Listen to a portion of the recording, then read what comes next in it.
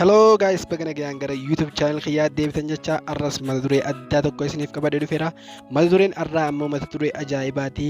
How to withdraw our Coinbase our Bitcoin to the Coinbase yookaan ammoo akkaataa Bitcoin keenya karaa Coinbase yookaan wallet yookaan kiisii ajaa'ibaa kan amma dura isinii gadhiise sanitti akkamitti akka dabarfannu kallattiidhaan dabarfadhee isin agarsiisa.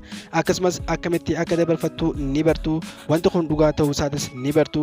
Viidiyoo irraa keessatti ammoo akkaataa itti dabarsatanis ta'ee akkaataa aappiin kun dhugaa ta'uu itti isinii mul'isu isin agarsiisa.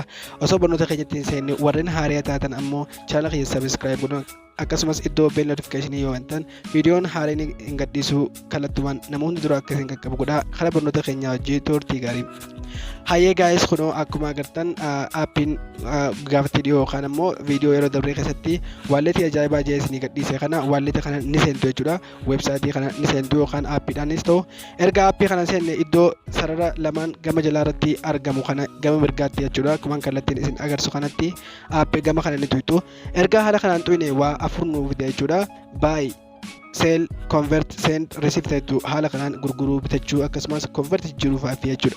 Amma fudhachuuf ammoo iddoo receive jettu tana kunoo akkuma agartan gama jalaa irratti argamtu sararaan isin agarsiisu kana receive jettu kana ni cuqaasa jechuudha. Amma kallattiin fudhadhee waan isin agarsiisu deemuuf kallattiiwwan sirriitti hordofaadha. Steepii isaa akka hin dogoggorree jaalatamtu tokko iddoo receive eegaan godhee haala kanaan naafide jechuudha.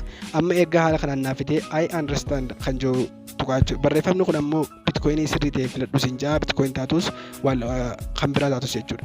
Erga haala kanaan I understand iddaan godhee amma kan jalqabaa irratti maaliin godhaa turn on kan jiru yookaan ammoo not now godhuu isin danda'a jechuudha.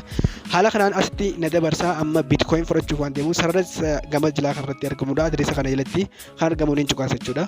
Maal akkaan fudhachuu deemu asirratti filachuudhaaf jechuudha. Fakkeenyaaf amma bitcoin jira, litecoin jira, akkasuma gosa cryptos garaagaraa gosa dhibbaa meeqaaf olii jira jechuudha.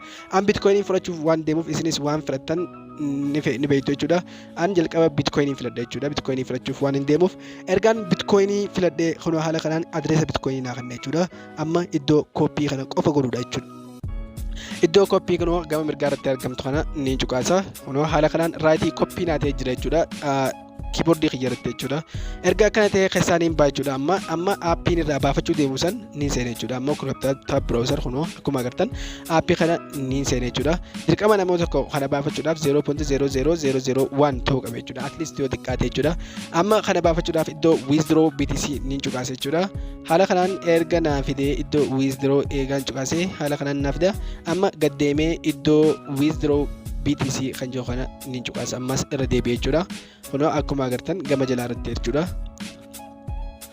Ergaan iddoo withdraw kan jettu kana cuqaasee ammas asin na dabarsa jechuudha. Amma haala lamaan adreessaa fi iddoo ammauntii kiyya na gaafata jechuudha. Jalqaba irratti maaliin guutaa bitcoin adreessatti adreessaa reefu koppii godhe san asitti paastiin godhe jechuudha. Amma qabeetiin ta'an aywa erga naaf ta'ee jira. Amma gaddeemee ammauntii yookaan hangaan baafachuu danda'u san barbaadu san baafadha jechuudha. Amma as kan ilaalatti immoo lakkoofsa kiyyaan itti barreessa jechuudha. Lakkoofsaan hangaan baafachuu danda'u jechuudha. 0.001 baalaansii kana yoo xiqqaate kana gahuu qabdan jechuudha. An gutee waan hin jiruuf kallattumaan bitcoin kiyya dabarfadha isin agarsiisa.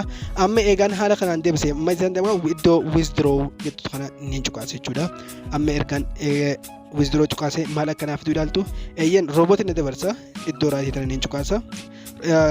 Amma haala kana keessaan traffic light filadhuudhaan jaadha. As keessa waan hin jirreef iddoo skipping godha. Traffic light jechuun ifaa traffikaa filadhuudhaan jaa. Akkasumas kunoo ifaa traffikaa as lamaa jira. Lamaan kana raayitii godhee amma verify iddoo tana ni cuqaasa. Haala kanaan maalitti akkana dabarsu ni ilaaltu jaalatamtoota koo. Kunoo iddoo withdraw confirm naan jira. Amma email keetitti message si ergine jira. Email keetti seen ilaalan jaa. Amma as keessa ni baa jechuudha. As keessa bahee emailaan jalqaba kanaan banadhe jechuudha. Ni seene jechuudha. Kunoo amma yeroon seenu refresh ni godha. Yeroo refresh godhu kunoo crypto tab team withdraw confirmation naan jechee jira. Message seene kallattumaan message kiyya iddoo confirmeetu naaf dhufa jechuudha. Iddoo confirmeetu sana gaddeemee ni filadha jechuudha.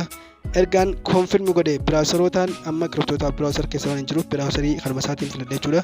Kunoo browserii kanuma isaatiin filadha. haala kanaan kallattumaan akkanaan joo yaaltu jaalatamtoota kana kun withdrawal confirmed naan jira. Congratulations guys, baga gammaddan. Viidiyoo kana saa 24 booda bitcoin keessatti kallattumaan kan dabru ta'a jechuudha. Haala kanaan ni dabarfattu jechuudha. Baay'ee laafaadha, baay'ee simpiidha. Steeppii kana hordofuudhaan viidiyoon keenya waa'ee bitcoin asumatti kan dhaabbatu ta'a. Barnoota dabalataa waa'ee yuutuubii fi kanneen kana fakkaatan kan itti fufnu ta'a. Waan daawwattaniif baay'ee galatoomaa. Yoo isinitti tole laayik tuquu yaada keessan naa qodaa. Nagayaan tura.